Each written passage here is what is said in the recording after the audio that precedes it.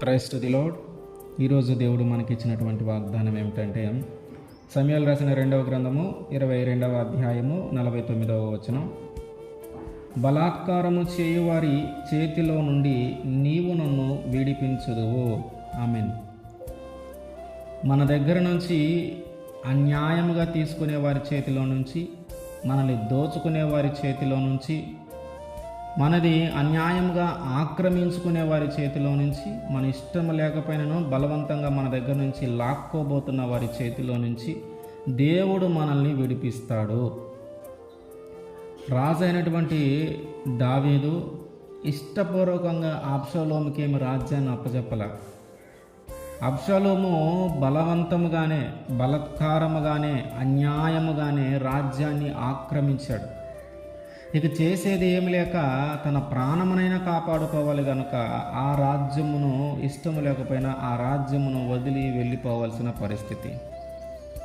అనేక మార్లు ఆ అబ్షాలోమే దావీదు గారిని చంపాలని చూసిన దేవుడు దావీదు గారిని ఎప్పుడూ కాపాడుతూనే ఉన్నాడు.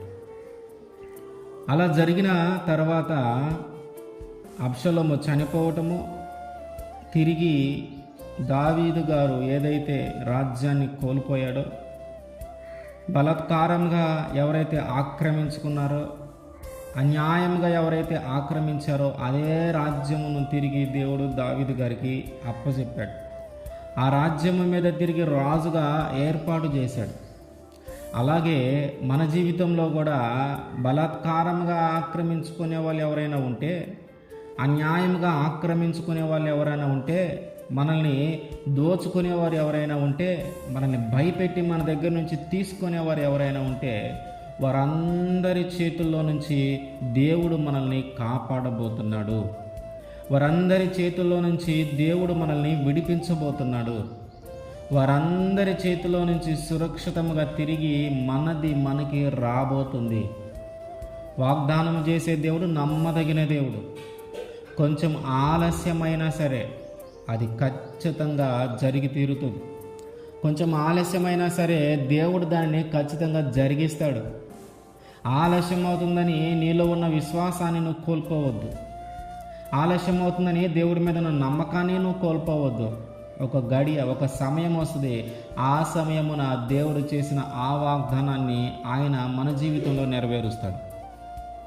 ఆ విసుకక విశ్వాసముతో మనం ప్రార్థిస్తూ ఉంటే, నమ్మకంతో మనం ప్రార్థిస్తూ ఉంటే దేవుడు ఖచ్చితంగా మన జీవితంలో జరిగిస్తాడు.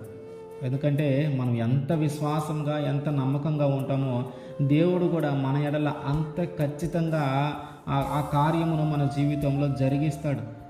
మన శత్రువులను చూసి మనం భయపడిన పరిస్థితులు ఉండొచ్చు. మనకి అన్యాయము చేసిన వారిని ఎదిరించలేని బలము మన కాడ ఉండకపోవచ్చు.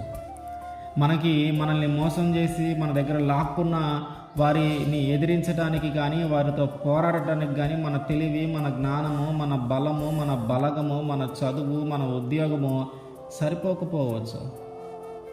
కానీ దేవుడు మన పక్షాన ఉన్నాడు. మన దేవుడు మనతో ఉన్నాడు కనుక అవతల ఉన్నవారు ఎవరైనా సరే, అవతల ఉన్నవారు ఎంత పెద్దవారైనా సరే, ఎంత అధికారులైనా సరే, దేవుని ముందు వాళ్ళందరూ తక్కువే. దేవుడి ముందు వాళ్ళు ఎవరు సరిరారు.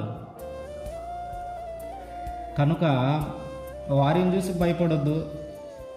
వారిని ఎలా గెలవాలి, ఇక ఇది మన చేతికి రాదేమో, ఇంక కోల్పోయాం, ఎప్పటికీ ఇది మనది కాదేమో అని దిగులు పడొద్దు, భయపడొద్దు.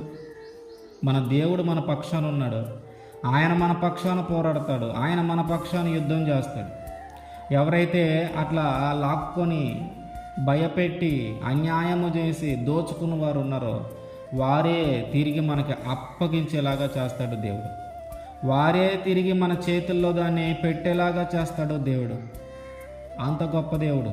మనం అంత ప్రార్థన చేయాలా, అంత విశ్వాసాన్ని కలిగి ఉండాలి. ఎప్పుడైతే మనం అంత విశ్వాసాన్ని కలిగి ఆ విశ్వాసమును కోల్పోకుండా ప్రార్థిస్తూ ఉంటామో ఆయన మన జీవితంలో దీన్ని ఖచ్చితంగా జరిగిస్తాడు.